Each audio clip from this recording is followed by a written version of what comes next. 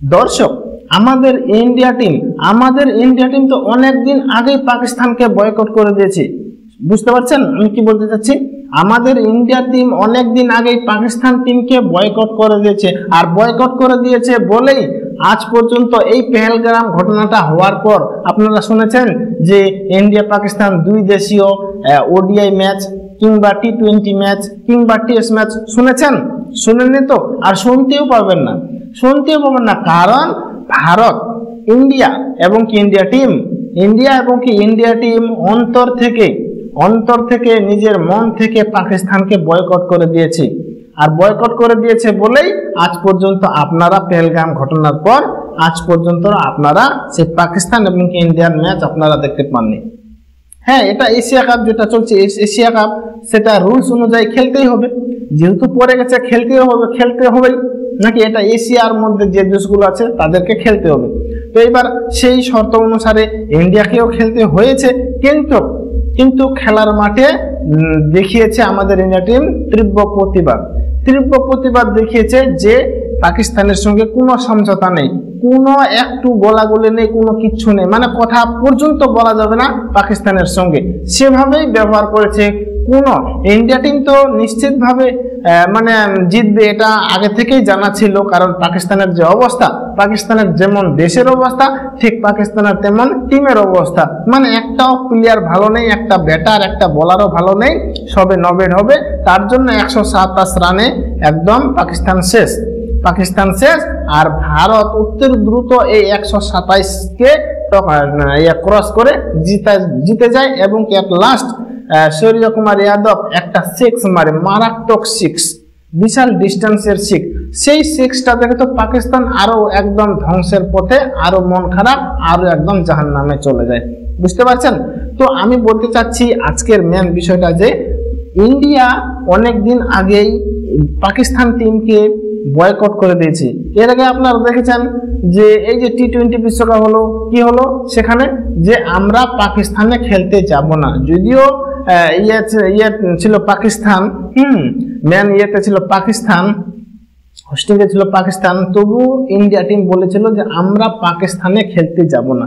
অন্যান্য দেশরা পাকিস্তানে খেলেছে, দুবাইয়ে খেলেছে, কিন্তু আমাদের যখনই ইন্ডিয়া ম্যাচ থাকে পাকিস্তানে খেলতে যায়নি, দুবাইয়ে প্রত্যেকটা ম্যাচ হয়েছে।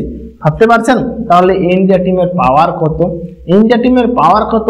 তার জন্যই বলছি যে ইন্ডিয়া টিম এই পাকিস্তানকে অনেক দিন আগেই বয়কট করে দিয়েছে, ফলে আর ইন্ডিয়া এবং কি পাকিস্তানের দুই দেশীয় আন্তর্জাতিক ম্যাচ আপনারা দেখতে পাবেন না দেখতে পাবেন টি20, না দেখতে পাবেন ওডিআই, না দেখতে পারবেন টেস্ট ম্যাচ।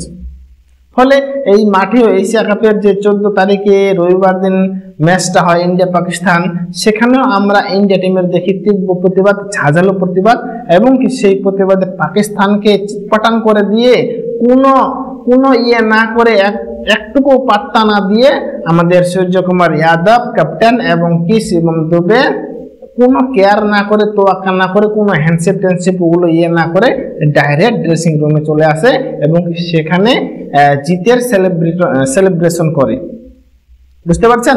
আর পাকিস্তান কি হা করে থাকে, তারপর সেই হারারও একটা মান সম্মান, বুঝতে পারছেন? তো সেই হারার মান সম্মানটা নিয়ে ফিরে যায়। তো এখন দেখা যাক পাকিস্তানের সঙ্গে কোন দেশ পড়ে এবং কি ইন্ডিয়া পাকিস্তান আর হয় কিনা। আবার যদি ইন্ডিয়া পাকিস্তান এই এশিয়া কাপে হয়, আবার পাকিস্তানকে চিৎপটাং করাবে, আবার পাকিস্তানকে হারাবে, আবার পাকিস্তানকে উঠাকে পটকাবে, আবার পাকিস্তানকে তীব্র প্রতিবাদ, ঝাঁঝালো প্রতিবাদ দিয়ে পাকিস্তানকে পরাজিত করবে।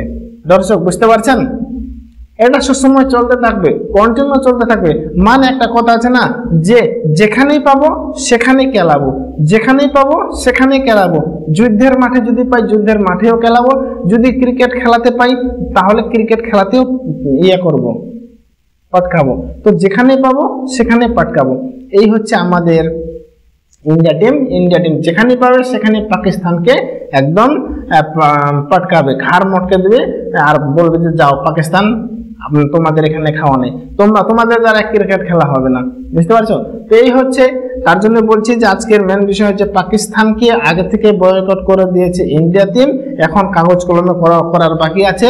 যদিও সেটা একটা রুলসের বিষয়, তবে ইন্ডিয়া টিম পরিষ্কারভাবে জানিয়ে দিয়েছে যে আমরা পাকিস্তানে যে কোনো খেলা হোক আমরা পাকিস্তানে খেলতে যাব না।